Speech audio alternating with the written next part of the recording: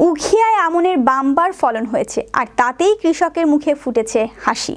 উখিয়া উপজেলার হলদিয়া পালং পাতাবাড়ির কামাল উদ্দিন জয় বলেন, উপজেলা কৃষি সম্প্রসারণ অধিদপ্তর সূত্রে জানা যায়, চলতি মৌসুমে উখিয়ায় 5 ইউনিয়নের 5,500 হেক্টর জমিতে আমন উৎপাদনের লক্ষ্যমাত্রা নির্ধারণ করা হয়েছে।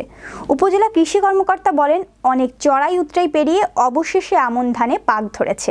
এবার ধান গোলায় ভরা ছাড়া আর কোনো কাজ নেই, তবে ভালো দাম পেলে লাভের আশা করছেন কৃষকরা।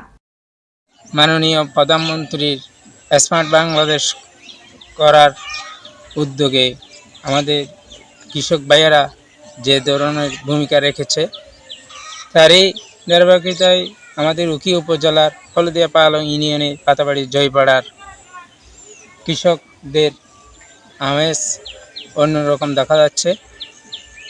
বৃষ্টির পরিমাণ ভালো ছিল, এক্ষেত্রে ধানের ফসল এবার লাভজনক হয়েছে, আশাবাদী।